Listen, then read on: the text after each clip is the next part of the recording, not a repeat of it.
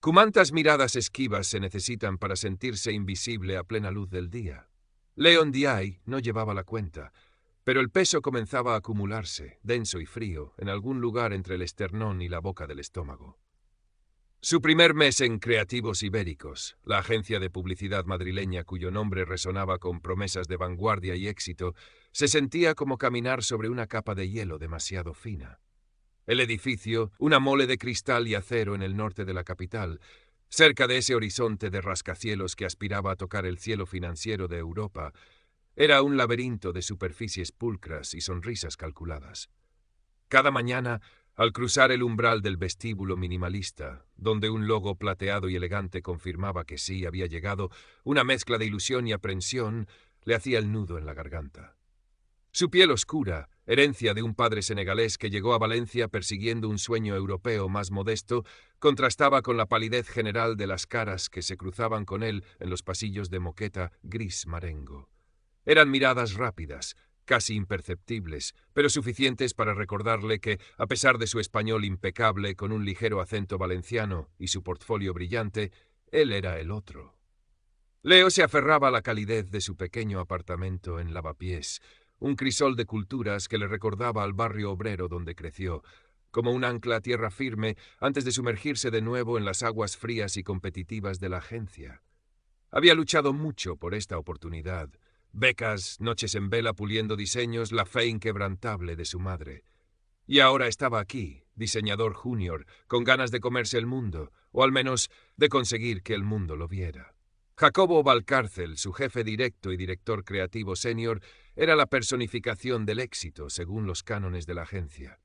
40 y pocos, un atractivo convencional que las camisas de marca y los cortes de pelo estudiados realzaban, y una labia que encandilaba a los clientes. En la primera reunión de equipo, Jacobo había sido todo sonrisas y palmadas en la espalda, un discurso motivador sobre la familia Creativos Ibéricos. Cuando Leo, nervioso pero ilusionado, presentó una idea preliminar para la campaña de un nuevo refresco, una propuesta que fusionaba la estética urbana con un toque de realismo mágico, Jacobo arqueó una ceja, una sonrisa apenas perceptible jugando en sus labios. Interesante, Leo, muy personal. Lo tendremos en cuenta, claro. La ambigüedad flotó en el aire de la sala de reuniones acristalada, tan transparente y fría como el propio Jacobo.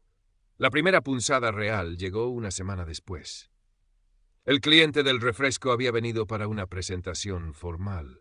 Jacobo, con su habitual elocuencia, desgranaba el concepto creativo. Y allí estaba la idea de Leo, pero sutilmente alterada, despojada de su esencia más audaz y presentada por Jacobo, como si hubiera surgido de una epifanía colectiva del equipo senior. Cuando el cliente preguntó por un detalle específico que Leo había elaborado, Jacobo contestó con suficiencia. Sí, es un matiz en el que hemos trabajado mucho para darle ese je ne sais quoi. Leo sintió como la sangre le subía a las mejillas. Miró a su alrededor. Nadie pareció notar nada. Él era nuevo.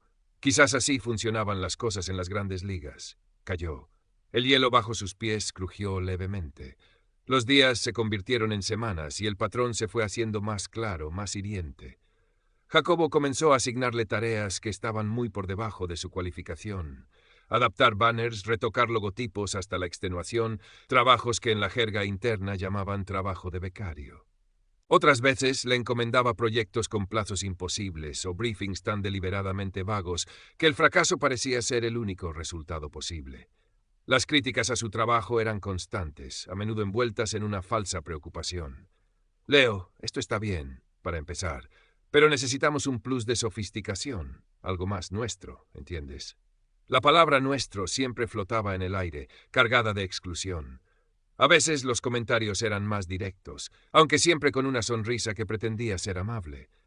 Para este cliente de alta joyería, Leo, necesitamos un enfoque muy premium, muy continental.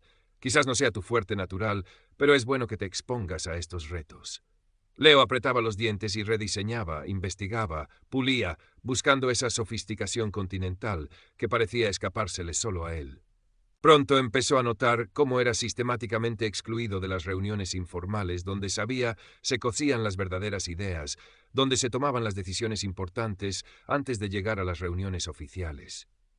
Los cafés creativos de Jacobo con otros diseñadores senior, las comidas de trabajo improvisadas. Si preguntaba, la respuesta era siempre una excusa vaga. Oh, ha sido algo rápido, Leo, nada importante. O estabas muy concentrado y no queríamos molestarte. La soledad en medio del bullicio de la oficina de planta abierta se hizo palpable. Sus compañeros, la mayoría jóvenes, ambiciosos y temerosos de Jacobo, parecían no percatarse, o quizás preferían no hacerlo. La competencia era feroz, y nadie quería ponerse en el punto de mira. Leo intentó acercarse a algunos, pero las conversaciones eran superficiales, centradas en el trabajo o en planes de fin de semana que nunca lo incluían. Empezó a dudar de sí mismo, de su talento. ¿Y si Jacobo tenía razón? ¿Y si realmente no encajaba? El recuerdo de un profesor en la escuela de diseño, también blanco, que una vez le dijo tras revisar su portfolio: «Tienes mano en dialle, pero tu estilo es un poco demasiado étnico para el mercado español. Intenta universalizarlo», volvió con fuerza. En aquel momento se había sentido confundido, herido, pero lo había achacado a un comentario desafortunado. Ahora las palabras de Jacobo resonaban con aquel eco. Pasaba las noches en vela, repasando cada interacción, cada palabra, cada mirada. El nudo en el estómago se había instalado de forma permanente. Su pequeño apartamento en Lavapiés, antes un refugio, ahora se sentía como una celda donde rumiaba su frustración. Dejó de dibujar para sí mismo, su cuaderno de bocetos acumulando polvo en un cajón. La alegría de crear, la razón por la que había elegido esa profesión, se estaba marchitando. Sofía Ramírez era una de las pocas personas en la agencia que no parecía directamente hostil ni completamente indiferente. Era diseñadora gráfica también, unos 4 años mayor que Leo, eficiente y con una reputación de ser directa, a veces incluso un poco cortante. No había mostrado especial interés en él, pero tampoco participaba en el círculo íntimo de Jacobo. Un día coincidieron en la máquina de café, ambos con ojeras y aspecto cansado tras una entrega especialmente tensa. «Menuda semana, ¿eh?», dijo Sofía, más para sí misma que para él. Leo asintió. «Sí, un poco. Intensa». «Jacobo en estado puro», resopló ella, y por un instante Leo sintió una conexión, una camaradería inesperada. Pero fue fugaz. Sofía cogió su café y se fue. Aún así, Leo empezó a observarla. Notó que a veces, cuando Jacobo hacía alguno de sus comentarios ambiguos hacia él en las reuniones, Sofía fruncía levemente el ceño o desviaba la mirada con un gesto casi imperceptible de incomodidad. No era mucho, pero para Leo era como un pequeño punto de luz en una habitación oscura. La oportunidad, o la trampa, llegó con el anuncio del proyecto para Aura Magna, una marca de perfumes de lujo internacional que quería lanzar una nueva fragancia en el mercado europeo. Era el tipo de cuenta que podía catapultar una carrera. La presión en creativos ibéricos se disparó. En la reunión de lanzamiento interno, Jacobo, tras una larga perorata sobre la exclusividad y la visión de la marca, se giró hacia Leo. «Leo, para este proyecto quiero que te encargues del concepto visual principal para la campaña digital. Es una gran responsabilidad, pero confío en tu perspectiva fresca». La sonrisa de Jacobo era amplia, pero sus ojos no sonreían. Asignó a Leo la tarea más visible, la más expuesta, delante de todo el equipo. Le entregó un briefing que era un compendio de ideas abstractas, referencias contradictorias y objetivos vagos. «Queremos algo rompedor, pero clásico. Sofisticado, pero accesible. Global, pero con un toque muy nuestro, muy europeo». Leo sintió un escalofrío. Era una invitación al desastre. Sofía, sentada al otro lado de la mesa, levantó la vista de su libreta y le dedicó una mirada rápida, indescifrable. Leo se sumergió en el proyecto con una mezcla de terror y una obstinada determinación. Si iba a fracasar, no sería por falta de esfuerzo. Pasó noches en blanco investigando, bocetando, buscando ese equilibrio imposible que Jacobo había descrito. Intentó pedir aclaraciones a su jefe, pero éste siempre estaba demasiado ocupado o respondía con más generalidades. «Confía en tu instinto, Leo. Sorpréndeme».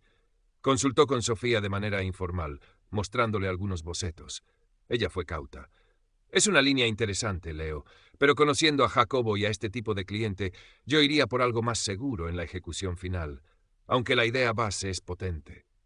Era el consejo más útil que había recibido en semanas.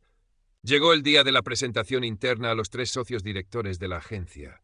El ambiente en la sala de juntas, con sus vistas panorámicas de Madrid, era gélido. Leo se sentía como un cordero camino del matadero. Jacobo abrió la presentación con su habitual seguridad. Cuando llegó el turno de Leo, este respiró hondo y comenzó a exponer su concepto, las ideas que había destilado con tanto esfuerzo. A mitad de su explicación, Jacobo lo interrumpió. «Un momento, Leo, si me permites una aclaración para los directores». Y procedió a matizar la idea de Leo de tal forma que la desvirtuaba por completo, haciéndola parecer simple, incluso infantil.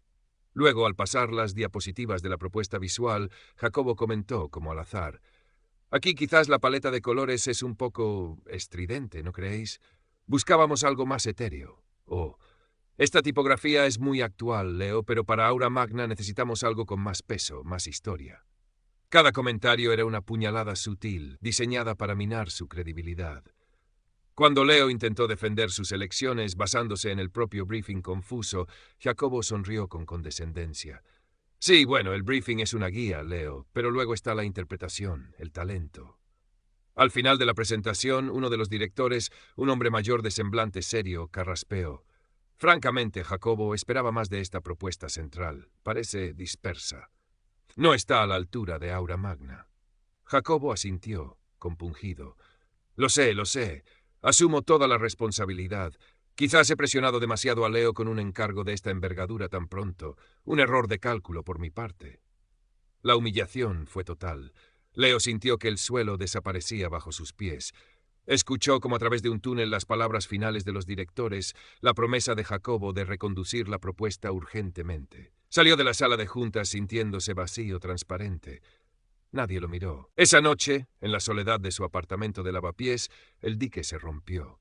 La rabia, la frustración, la vergüenza acumuladas durante meses explotaron en un torrente silencioso de lágrimas. Golpeó un cojín una y otra vez hasta que sus nudillos dolieron. ¿De qué servía el talento, el esfuerzo, si siempre iba a ser juzgado por un filtro invisible que no podía controlar? Si siempre iba a haber un Jacobo Valcárcel dispuesto a recordarle que él no pertenecía del todo.